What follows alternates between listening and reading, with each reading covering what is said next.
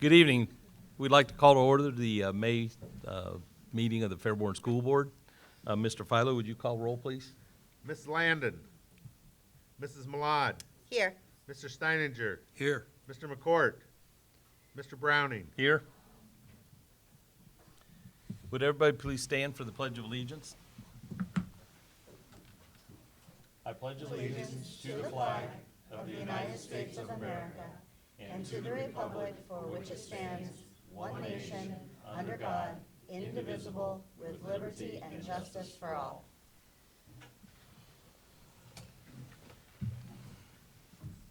Okay. Next on the agenda is to approve the agenda as presented with the changes that Mr. Philo talked about earlier. Could I get a motion? So moved. Second. Call roll, please. Mrs. Malad. Yes. Mr. Steininger. Yay. Mr. Browning. Yes. Next is to approve the minutes of the Thursday, April 7th regular meeting. Again, could I get a motion? So move. Second. Thank you. Mr. Philo, roll, Mr. please. Steininger. Yay. Mrs. Malad. Yes. Mr. Browning. Yes. Next on the agenda is the good of the order and board reports. So, Katie, if you want to go first. Sure. Okay. The Fairborn High School Environmental Club celebrated Arbor Day with a service project at the Wright Brothers Memorial Parkway. In conjunction with Wright-Patterson Air Force Base Biological Conservation Division, the students planted edible native plants, pawpaw, serviceberry, pecan, blueberry, and chinkapin oak, and learned how these plants supported early inhabitants of the Miami Valley region. They also had an informational booth on plastic recycling at the first Fairborn Active Earth Day event. They educated the public on the do's and don'ts of plastic recycling, hosted educational games, and served their community with enthusiasm and great teamwork. The club looks forward to participating next year. And then we also want to thank everyone for coming out to the Hall of Honor for our speakers and the enshrinement. That was a wonderful event, and we appreciate all of the hard work that our staff and the community put forth towards that. And lastly, all of the concerts that are happening this week, all of the music groups are celebrating their final, their last big hurrah for the year. So we had Baker Choir and Fairborn High School Choir on Monday and Tuesday. There is Band Spectacular happening as we speak, and tomorrow night, and then the orchestra will be having its final concert on Tuesday evening of next week. All of those concerts are at 7 p.m., so if you haven't been out to see one yet, try to stop by and check them out. It's a wonderful last big push for our students. And lastly, I just want to push that our Jazz Fest is coming up, because I don't think this is on the list. So every year, Fairborn High School Jazz Bands, we host, the music club hosts a Jazz Fest, which is a spaghetti dinner and lots of basket raffles and ways to win awesome prizes, and you get to hear the fabulous music of our jazz groups under the direction of John Garetta. Tickets are now on sale for that, and it is a lovely night to bring your date and have some fun for not very much money. Right. And it's one of our biggest music club supporters. Right. So, And anybody that hasn't been to that, it's well worth it. It's a very enjoyable evening. so that's all I have. Thank you. I'd like to thank our school leadership team, the superintendent, our principals, and Betsy White and the other principals for attending our community forum at Abiding Christ. The forum looked at the needs of our community and how the community members and groups can help. I want to thank you to all of our team for your honesty and commitment to work with our community, to address our needs and our families and students. We look forward to the collaboration that will continue. I want to congratulate Vicki Hudepol and the team. Vicki was named the Principal of the Year, and the Fairborn Primary School joins the Hall of Fame School. We're very, very proud of you. There were some Earth Day projects, what I had the privilege of judging, and the winners are, big round of applause, for the video projects. Joe Kedrowski took first place. Miles McIntosh took second place. In the FHS essays, Fatima Ubu took first. Reina Ito took second, and Lydia Sari took third. In the FHS artwork, Fatima Ubu took first place. Lydia Sari took second place, and Chelsea Welch took third place. In the Baker Middle School essays, Mashirato Ito took first place. In the BMS artwork, Marion Ubo took first place. Second place went to Capri Cotterman, and Cooper Cotterman came in third. In the FIS artwork, Zan Whip took first, Clara Kilborn came in second, and Abigail Butler came in third. In FIS essays, Audrey Carpenter took in first, Cyrus Kilborn second, and Charlotte Purdy third. Congratulate to all of those who participated. There was a tough judging. They were all excellent, excellent works. Okay. I'd like to start off with talking about Staff Appreciation Week. And, I mean, throughout our district, we've got outstanding workers, outstanding employees. You know, the bus barn, the mechanics, the maintenance team, along with the staff in all the buildings, the teachers, the administration, you know, principals and central office. And we got a chance on Tuesday to go out and actually try to meet and talk to every employee of the district. I think we walked like 7 or 8 miles that day, and it was well worth it. I think everybody was tired, but to me, it's a highlight to get out into buildings and get out into all the, you know, the areas, and a chance to, you know, say hi and say thank you to everybody for the work that they do. And then next, our Baker Middle School Orchestra went down to the Kings Island Music in the Park event recently, and they got second place and an excellent rating in that event.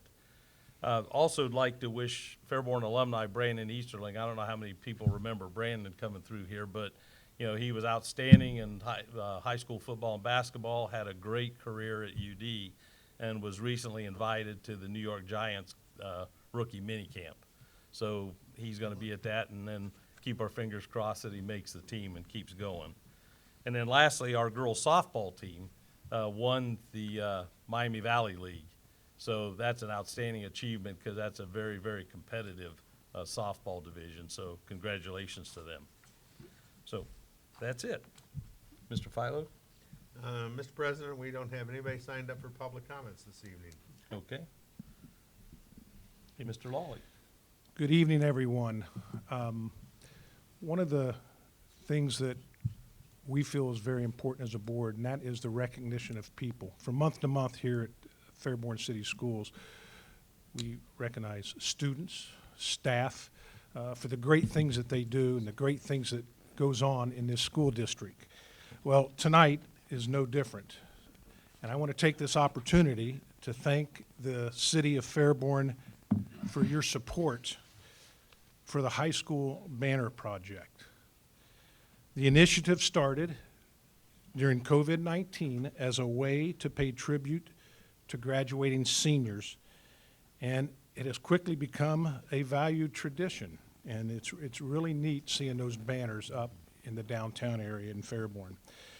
So without the hard work of these gentlemen that are sitting there in front of me, and the expertise of the city and their willingness to support this project, and it is a major project, getting these banners and getting them up, this would not be possible without your help. So on behalf of the Fairborn City Schools, I want to honor and thank you. So I've got some plaques here to my right.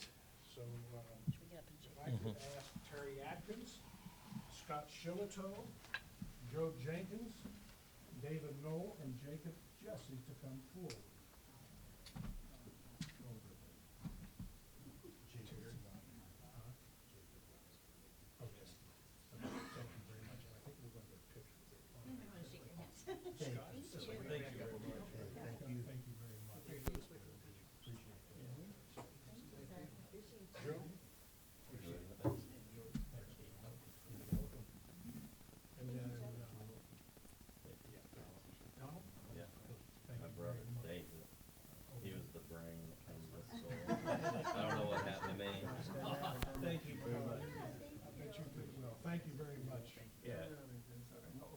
The working relationship between the Fairborn City Schools and the city of Fairborn has been second to none, and we deeply appreciate Mayor Keller and Rob Anderson's leadership in getting this project done. Thank you, guys.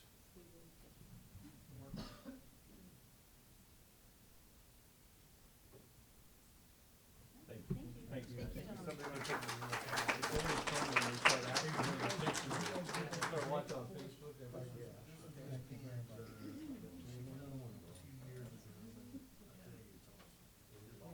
We appreciate it. For all your hard work. Next year, I expect my own child to be very prominent. Are you gonna lobby for the spot, for a I'm gonna particular spot? lobby for right down in the middle of town. We're gonna put it outside your house. No, nobody will ever see it there. I know, because you're on a cul-de-sac. Yes.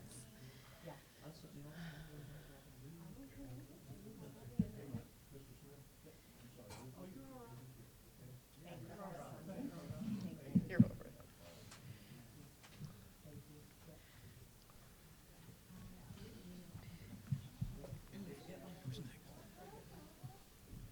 Okay, thank you, everybody.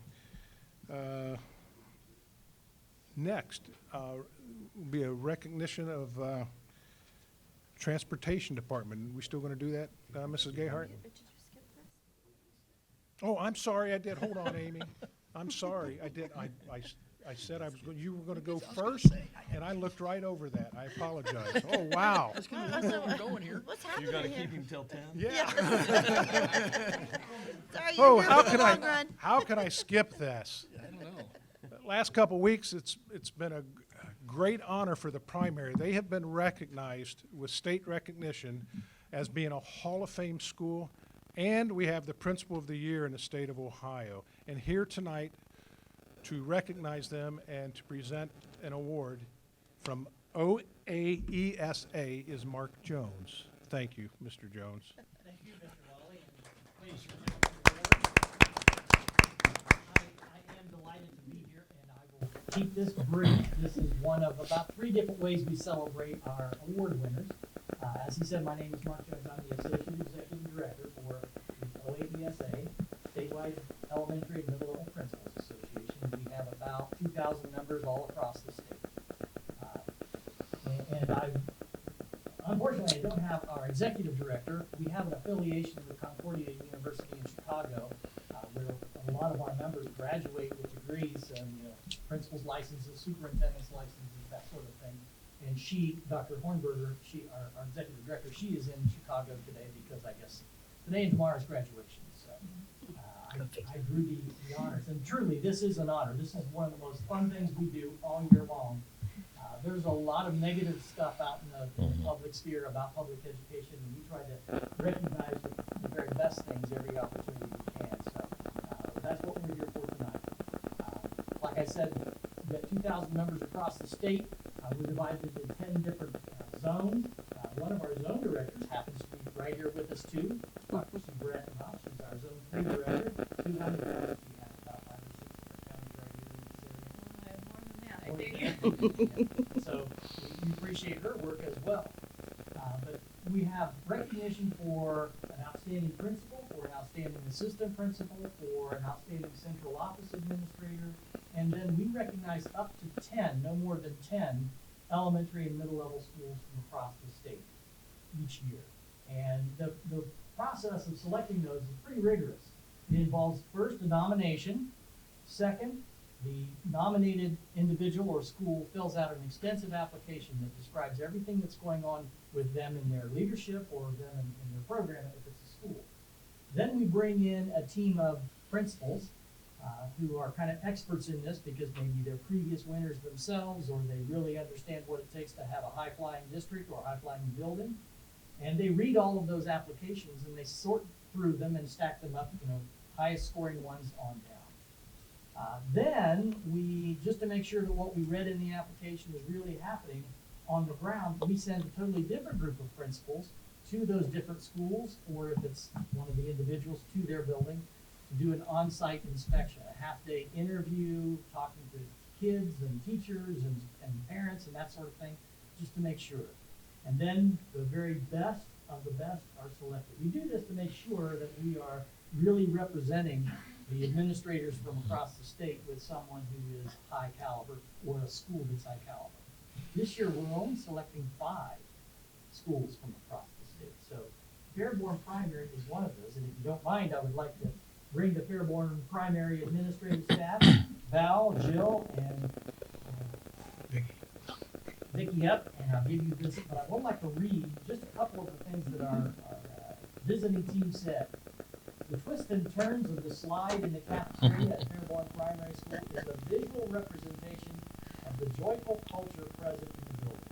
As the flagship school for families who are in their very first experience in public education, the staff provides a welcoming and nurturing school environment. From administration to classified staff, from students and parents, all the way to the staff, everyone feels accepted and important.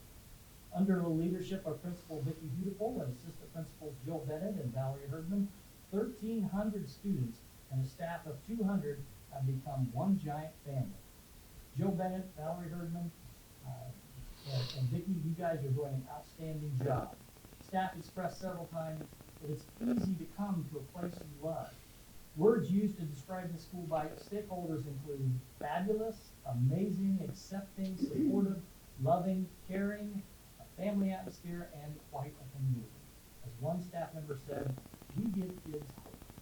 And I don't think there's any better commentary that you can make about a school than that. So we have a temporary little tiny slide for the purposes of a picture.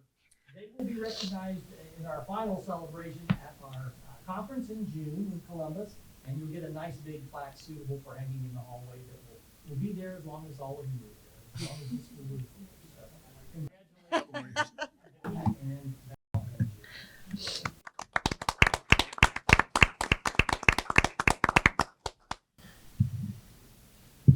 now, as I said, I'm here for actually 2 reasons, and I've been with our organization for many, many years, probably 25 years as an administrator, and 5 years on the board, and 10 years as a staff member on site. And I don't know that this has ever happened before, but we have the principal of the year, who is also the principal of a Hall of Fame school. I also think this was another first. Typically, our nominees are nominated by one person. We actually had 2 people nominate Vicki, so that's highly unusual. And I'll tell you, the rubric that the visitors scored you when they interviewed you, it's an extensive. I'm not going to read all of this because it's literally pages and pages. But they took a very deep, close look at all of the 10 different areas that administrators have as their job performance kinds of areas, and lots of comments here. You're very hands-on. You spend as much time as possible in the classroom, in the hallways. Vicki leads her staff in analyzing data to assist with student growth. She's always looking for ways to get data into the youngest learners to get intervention early. She understands the importance of Maslow before Bloom. Just on and on comments. Vicki's a champion for her students and families, addressing whatever needs they may have. She's accessible to her families and genuinely cares for each one of them.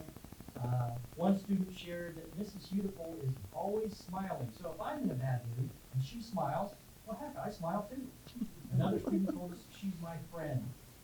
On and on and on, these compliments about Vicki. So we knew when we got all of this information back, we had a true gem on our hands, someone very representative of what we want in the highest caliber performance as an administrator in Ohio. So Vicki, congratulations.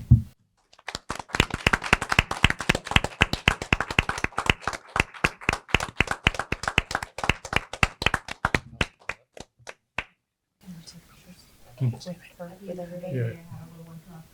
You guys want to get your picture with me? She's better than that, we told her. And she's hugging me and saying, who's better? It doesn't matter. She's holding on to me. I was like, okay, have a great night. But you haven't hugged your happy end with me today. You told me you would if I needed it.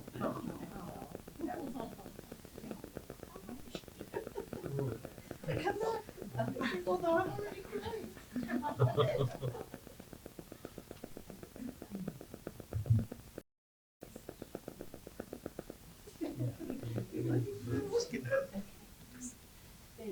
Yeah, this is one of those getting out. You were part of this, you know that, right? You just joined them recently. Just one quick comment. I guess if I could speak maybe for the board, is we've always known what a strong team we have in the primary. And it's exciting for me that it's getting outside recognition. Okay. Catherine, we get a picture. All right. I'm gonna make sure that squeeze in. There we go. And I've shared this with a number of people. I mean, this is what people don't see, but I get in pretty early. And the reason I go by the primary somewhere is because of Dunkin' Donuts, I gotta get some. So, but every morning early, it's like 5 o'clock and they're there. They don't start school till 9 o'clock, right? So Sometimes. and then one morning I'm gonna be there and then 45. I come on in, I go by the primary at 2:30, I don't see him. Take a picture of the lot. Driving stadium till 9 o'clock with a bunch of little kids. Thank you. Thanks Thank for you. coming. Thank you.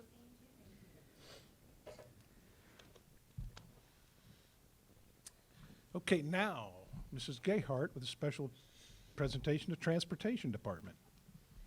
Thank you. So this evening, we wanted to recognize our Transportation Department.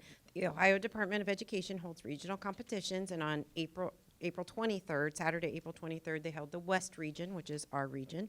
We had 5 first-time bus rodeo participants take part in that competition, and at the end of the day, they earned the Lead by Example Award for having the most first-time drivers take part in that competition. The bus rodeo competition allows them to showcase and test their skills as a bus driver in terms of both knowledge and driving. So they did get a really nice plaque that they've got at Transportation. Jordan Parker was one of those. The other 4 were Mike Hammond, Deb Waldron, Denise Lindsay, and Angel Vermillion. And when I checked with Jordan at the end of the day to see if anyone could be here, his son actually had a concert, and he said all the rest of them picked up field trips for tonight, so they're out driving.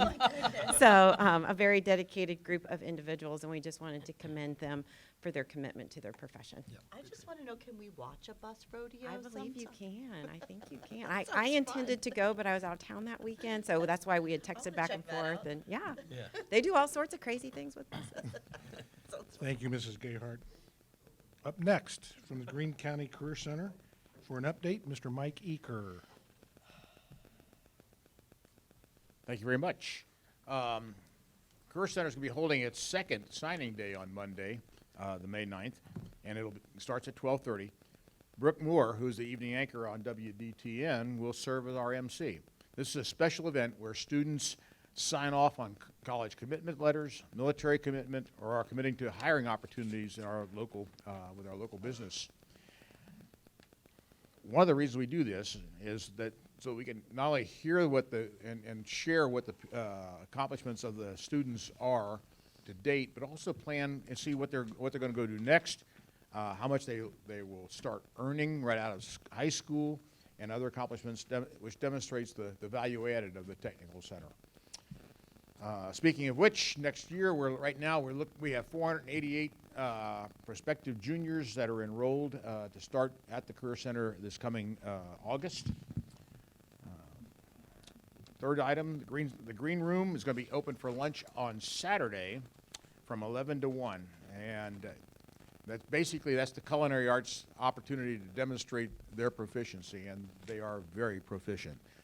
In fact, their desserts are the best in the county, and they do that almost every year at the county food fest. I would also like the good news is the salon will be open for hairdressers and appointments, haircuts, but every appointment has been booked. So, one really neat thing for Fairborn is that Ethan Seiler has received his CompTIA plus A+ certification. And he's a senior in the information technology program. And just to give you an idea, this is an industry-wide certification. It requires passing of two exams. it's a great thing. It's a great start into a career because these guys start off in the $40,000 to $60,000 annual salary range. Don't want to upset anybody. But with an opportunity to get up into 6 digits pretty doggone easily. It goes everything from, because of the breadth of this thing, it covers all operating systems, it covers a ton of software. It's both hardware and software, and it provides them a real basis for the rest of their lives. We have 21 Health Science Academy students are going to receive their state-tested nurses aid, STNA certifications. We have 6 students from Fairborn, Brooklyn Hedger, Cameron Kelly, Paige Matthews, Cheyenne McTeer, Mackenzie Perry, and Emily Way, who will all receive their certification, and which again comes with a job. Last but not least, our senior recognition ceremony is going to be on Tuesday, May the 24th. That'll be at 7 p.m. at Nutter Center. I hope to see some of you there. Thank you very much. Do you have anything else? Any questions? No, thank you. I told you it'd be quick. Good update. Thank you. Thank you, Mr. Eaker. Construction update, Mr. Jeff Patrick.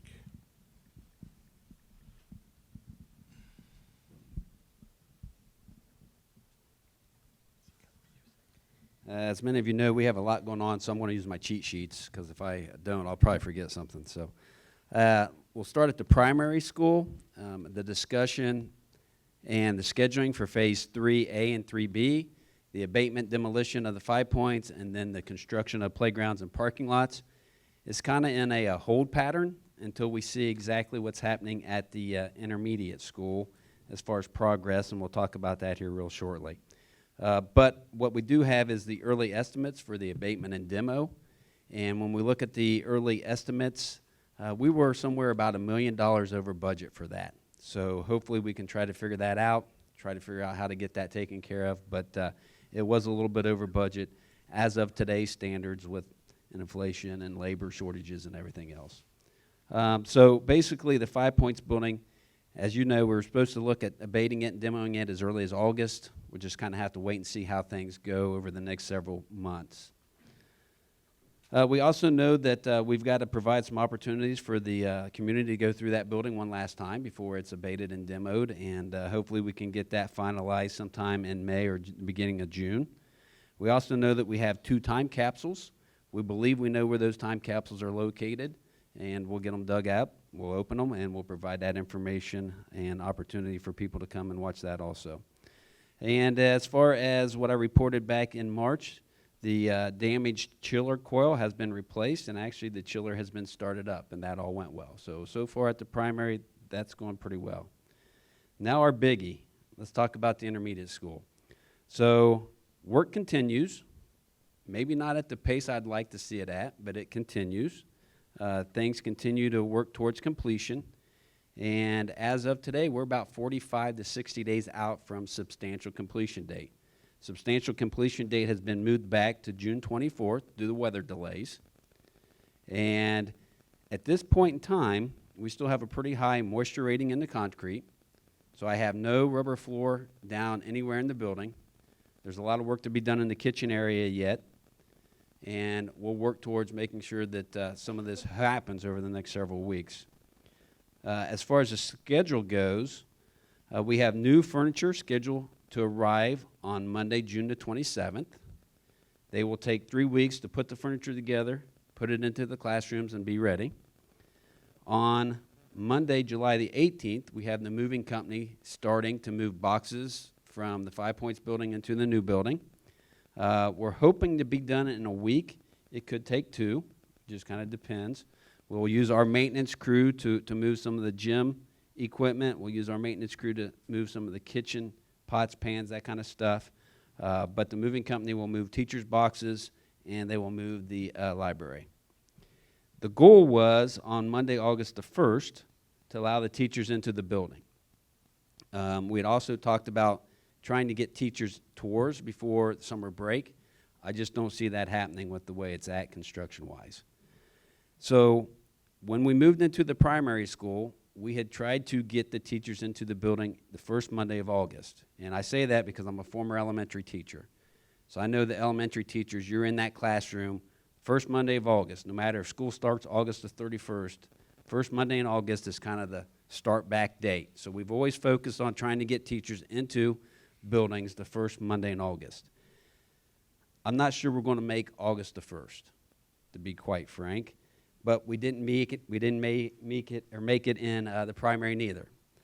We got to a couple weeks before August the 1st that year. I don't remember what exactly the date was, but we backed them up a week and so forth, and we still managed. So what I'm getting at is I hope to make our dates. There's a lot that depends upon this. There's a lot of ripple effects if we don't. We've got teachers packing boxes right now. We've got moving company coming, as I said. But the key word that I expressed at the intermediate staff meeting was flexibility. And it is going to take some flexibility, I believe, to where we are starting to plan a backup plan in case you don't get in on time. What does that mean? How does it affect everything else, and what do you do? We've talked about that a little bit. I think there are 5 to 7 days inside of my schedule that I can try to figure out. You know, maybe 5 days is a lot in the construction world when you're talking finishing work. So as I reported in March, I'm still a little worried about the schedule. So just want to put that out there. Last 8 weeks, they've made great progress, but I still have worries. To the point where OFCC has walked it. OFCC feels like it's doable. I have the lead architect coming in tomorrow afternoon to walk the building with me and get his professional opinion. You know, they've built hundreds of buildings. They know better than I do. I'd like him to tell me everything's going to be fine so I can sleep a little bit better at night. But we'll wait and see for that. So I would say sometime in the middle of next week, I should be able to report back to Betsy and the staff at the intermediate school kind of a better plan of where we stand. But just not trying to hide anything from anyone, I am a little concerned. Work at the high school. The new high school continues to go really, really well. And as you drive past it, you'll see that there's a ton of steel going up. Footers have been dug. Foundations have been basically laid for the entire building itself. And that project actually is going very well and ahead of schedule. One of the big issues that we do have is really between the city, Fairborn City Schools, and the power company, AES, about the power poles. We have asked for AES to look at the possibility of burying the direct power lines underground so that the telephone poles could be removed and then you have a cleaner site. That discussion is still underway, and we'll see how that goes. And then the last update is currently at the soccer field track. Many of you know we had a telephone pole get snapped for the lighting system. We're looking to replace 2 poles with 4 new light fixtures. I can honestly say that I'm a little concerned with that. I cannot get anyone to bid on that. So I'm supposed to have a bid in by the end of tomorrow. I hope that's the case, but that's labor is an issue with that and so forth. So we'll try to work through that. We always knew that it was going to be close to getting something in place for soccer season, but we'll see. So it's still here on the dartboard, but we're not getting very close to the target at this point in time with those light fixtures at the soccer field. So questions? Thank you. Thank you. Thank you, Mr. Patrick. By law, public schools are required to give a 5-year forecast twice a year, in the spring and in the fall. And Mr. Philo will be giving the May 5-year forecast. I know we honored Vicki and the staff. If you don't want to get punished and listen to school finance, you're welcome to leave. But if you want to stay, you can. Bye. It was a late night last night. Peace out. Good night. As I told Rotary yesterday when I gave them an update, I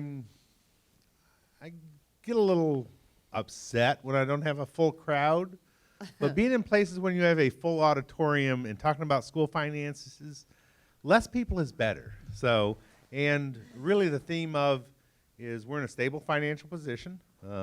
Is school finance is like a Russian novel. It's long, it's complex, it's boring, and everybody dies at the end. And that's the way we like it. And I want to keep it as boring as possible. That is not easy to read, not meant to be read. But if anybody is ever interested in any of these slides, I can send them to them. Roughly, there's no significant change from what you approved last October. In terms of everything has been pretty much as projected. We're starting to recode some of the federal funds, so cash balances will look probably even better than what the 5-year forecast has. The 5-year forecast only represents the general fund. It doesn't represent any other funds. So it's sort of also a worst case scenario. In terms of the only thing I can guarantee is that all these numbers will change. It is usual in the state of Ohio that if you look at the 3rd, 4th, and 5th year, it gets a little scary. But you're also projecting out a worst case scenario. So it's a fluid document. Just FYI, in fiscal year 22, we will collect about $50.5 million. That's our general fund. Most of it is, I'll stand over here. It's a good balance. If you look at the red, orange, and yellow, it's about 50%. That is from the state of Ohio. And then the blue, green, and gray, that is half local. So it's a good balance. All of our eggs are not in one basket. So that's a good place to be. Our expenditures, roughly $53.5 million. We spend the majority of it in the light blue and the dark blue on people. We're a service-oriented government. It takes teachers to provide services, custodians, bus drivers, administrators. So this is not unusual. The unusual part is what we spend other districts in terms of the vouchers, those type of things. Our ending cash balances, we went through this in last October. We're projecting an ending cash balance right about $28 million. It'll probably be in the $28 to $30 million range once we recode some of the stuff. This is usual, and we're looking to stabilize these a little bit more, but as usual, this is what it looks like out 5 years. Overall, we're still in a stable, strong financial position. So in terms of, that's a great place to be, a place that a lot of districts would love to be at. We're very, very stable. And we have worked towards this. This is not unusual. This is not a, oh my God, the sky is falling moment. Is we projected out that we would spend about $3 million more this year than what we collected. And in terms of, it's sort of a roller coaster. You pass a levy, you raise taxes, expenditures exceed revenues, the roller coaster goes down, pass another levy, go back up. So what you want to do is stay in between there.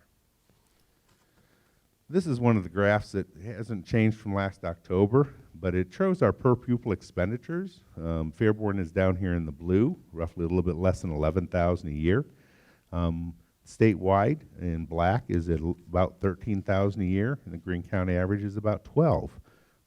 We want to give the community, the school districts they want.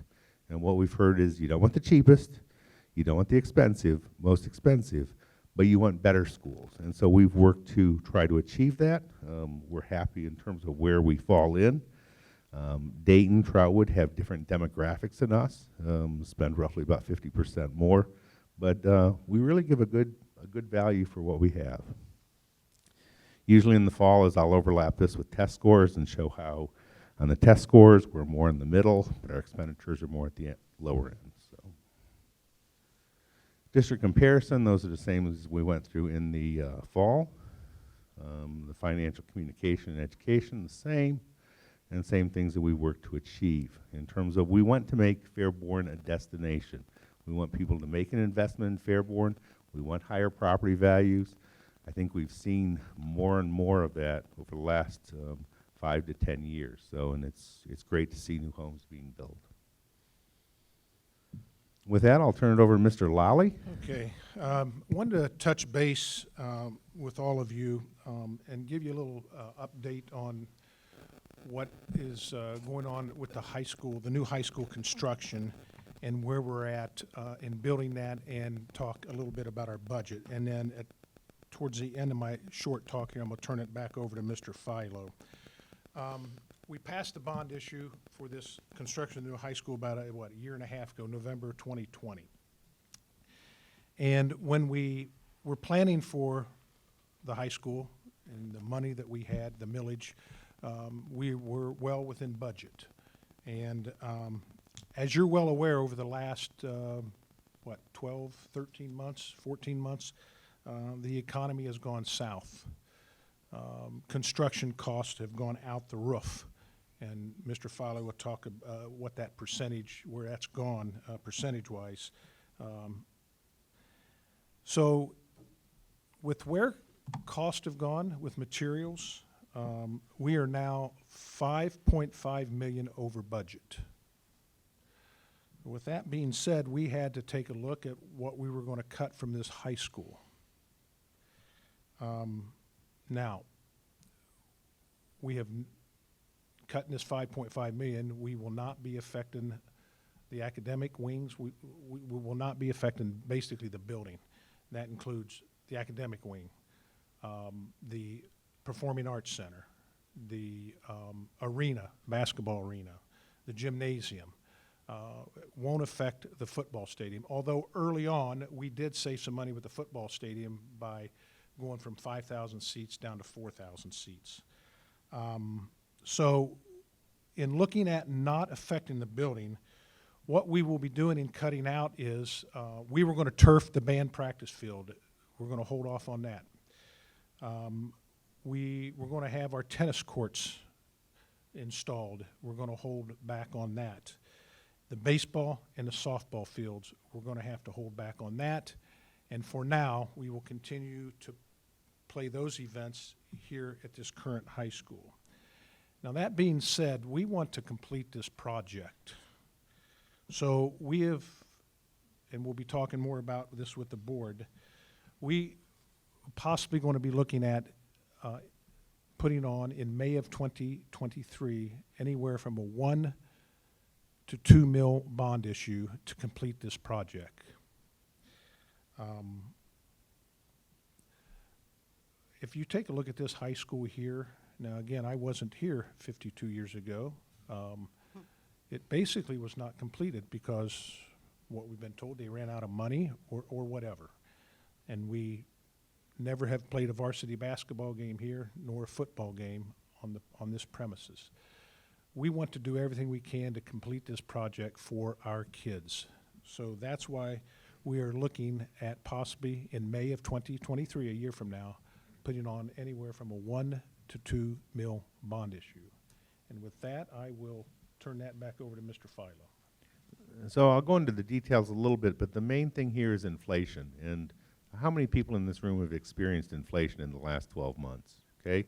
In terms of you've seen it in gas prices, you've seen it in almost everything. And you know, we could go through the list of items, but the construction is not exempt from that. You'll look at new house prices, look at new construction costs. Mr. Patrick could go through a wide list of construction things. The great news is we've constructed 2 new buildings in terms of the primary and intermediate, probably at a rock bottom price. In terms of those buildings probably would go to 10 to 20% more at least now, if not more. So we've completed those at a fantastic time, but we let the bids out for the new high school in December. They came in roughly $5.3 million over than what we had money there for. So we value engineered because we needed to get that project started. We also thought if we wait longer, prices could go up. In hindsight, they went up a lot more in the last 5 months since then.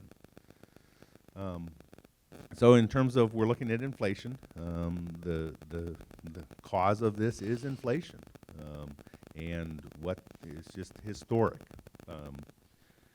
We've planned, we budgeted, we asked for the right amount at the right time. We had historic low interest rates that we took advantage of. But this board, this administration, this school district is committed to finishing this high school, to doing it right, to not to put off parts of it, is to have a complete project, a high school that's a gem in the Miami Valley. So what we've looked at is a way to get the money needed for this project, anticipate maybe any future needs that might come up because of inflation over the next 6 months to 2 years to complete this. We have a bond issue that was passed in 1999 that's on the tax duplicate for 27 years. Last payment for that will be made in December of 2026. What we are planning is to put sort of a replacement bond issue on between 1 and 2 mills. The millage that comes off is 2 mills. And right now, we'll set that millage in December, but we wanted to give a heads up to the community that that'll probably be between 1 and 2 mills. So if it passes, it would not be collected until that other one went off. If we passed it in May of 2023, we would not collect any money on it till 2027 from the taxpayers. So the one drops off, the other one kicks in.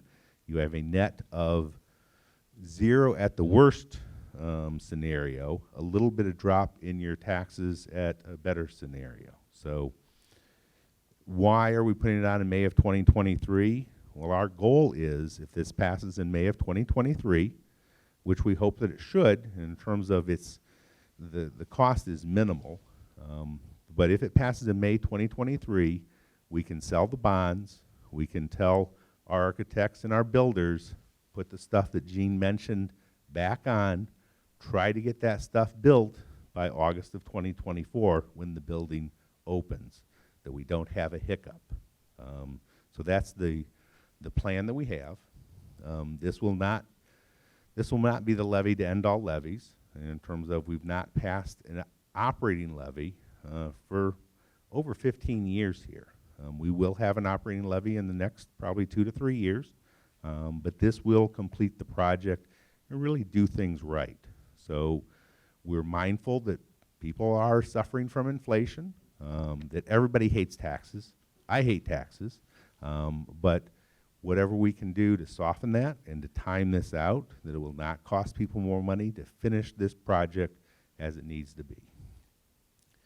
I could go through a listing of all the stuff in terms of construction, record cost increases, runaway costs. Mr. Patrick could talk about roof costs and steel costs and bid costs, and I'm not going to go through all that, but we really wanted to, at this time, alert the public of what was happening, of what we're seeing.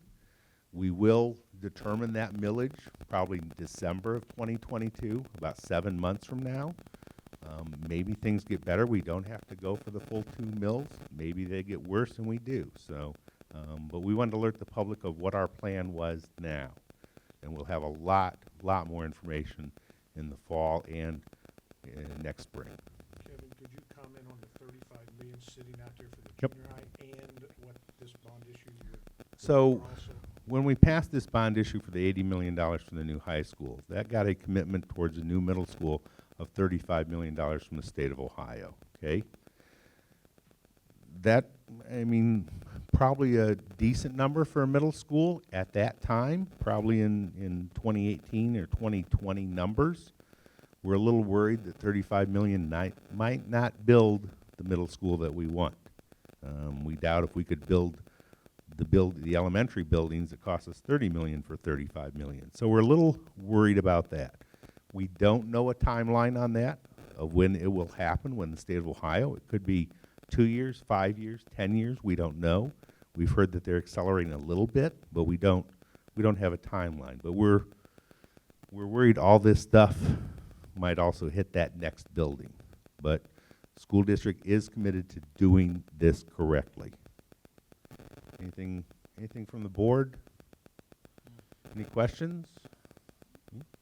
We, as always with the finances, these are your schools, this is your money, If anybody ever has any questions, I'm willing to sit down with anybody, show them the books, talk them through our scenarios.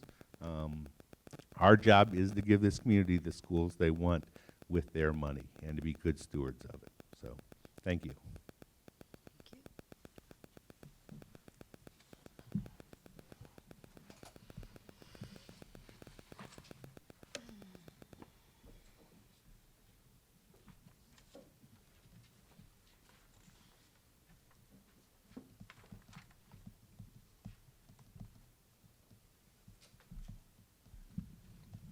Okay.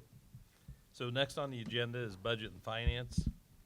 And it's recommended that the board approve the attached 5-year forecast and also approve receipt of the attached monthly financial report. So can I get a motion? So move. Second. Mr. Philo? Mr. Steininger. Yay. Mrs. Malad. Yes. Mr. Browning. Yes. Motion carries.